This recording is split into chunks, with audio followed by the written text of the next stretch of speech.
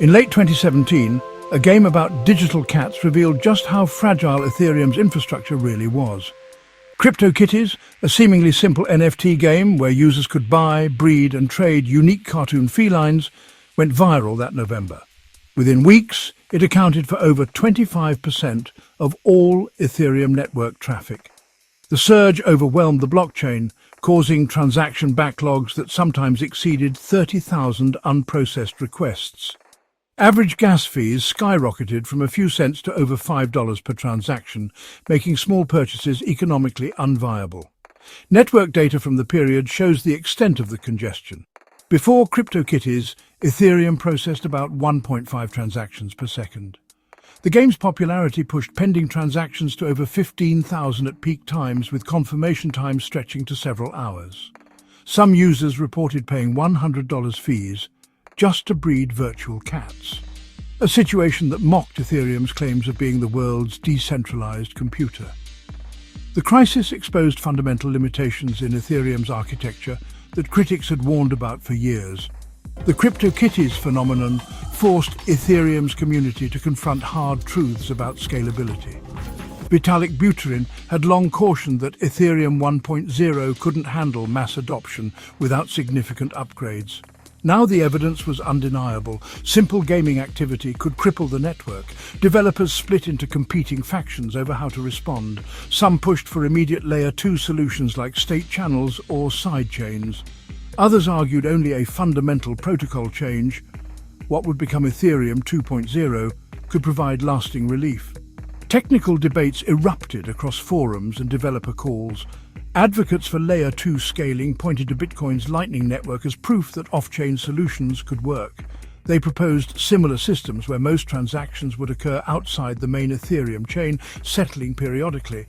Opponents countered that these were stopgap measures that complicated development without solving underlying limitations.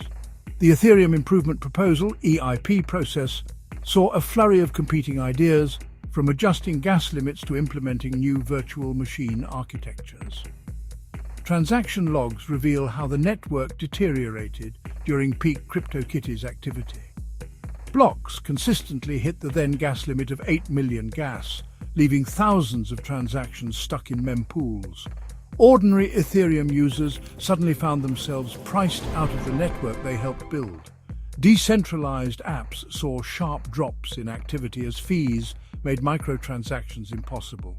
The situation became so severe that CryptoKitties' own developers urged users to stop breeding cats temporarily to ease congestion. The crisis exposed deeper structural issues with Ethereum's design. Its single-threaded execution model processed transactions sequentially rather than in parallel. Smart contracts requiring multiple operations consumed disproportionate resources. These inefficiencies mattered little during quiet periods, but became critical under load.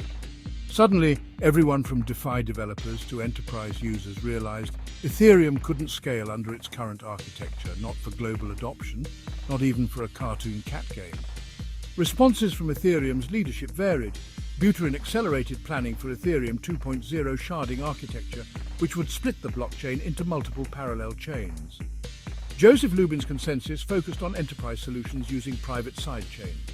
Independent developers rolled out competing Layer 2 solutions like Plasma and state channels.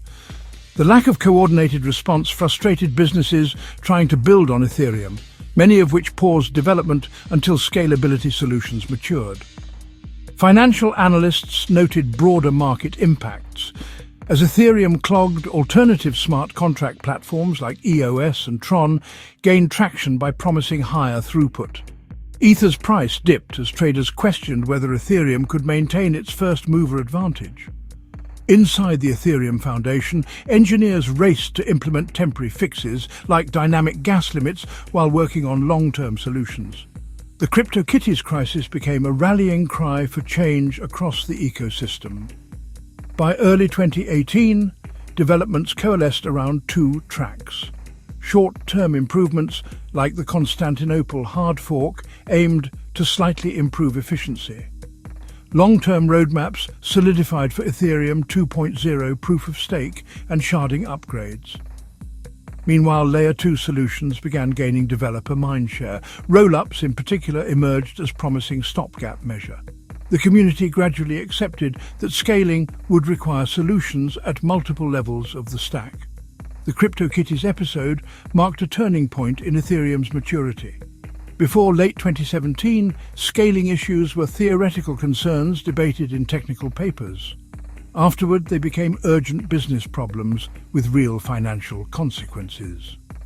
Projects building on Ethereum started incorporating exit strategies in case scaling stalled.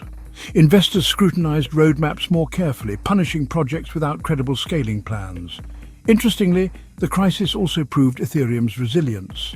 Despite crippling congestion, the network never failed entirely. Transactions eventually processed given enough time and fees. This showed Ethereum's base layer worked as designed, even if that design was inadequate for mass adoption. The broader ecosystem adapted quickly, with wallets and exchanges implementing better fee estimation tools to help users navigate the chaos. Looking back, CryptoKitties served as an unintentional stress test no developer could have anticipated. It demonstrated Ethereum's vulnerabilities years before decentralized finance and NFTs exploded into mainstream consciousness. Debug logs and network metrics from that period became essential references for teams developing scaling solutions. The temporary collapse under a cartoon cats game may have saved Ethereum from later collapsing under more consequential loads. The scaling debate triggered by CryptoKitties never fully resolved. Even after Ethereum's transition to proof-of-stake and rollout of Layer 2 networks, questions remained about whether these solutions could handle global-scale adoption. What changed was Ethereum's willingness to confront its limitations publicly rather than dismiss them as future problems. The crisis forced structural changes that would define Ethereum's evolution for years to come. As developers worked on scaling solutions, another challenge emerged, balancing this technical work with growing enterprise interest. Companies that had dismissed Ethereum as a toy during the CryptoKitties episode began taking notice as improvements took shape. Major corporations saw potential beyond the hype cycles, setting up internal blockchain teams to explore applications. However, this enterprise attention would create its own tensions within Ethereum's community.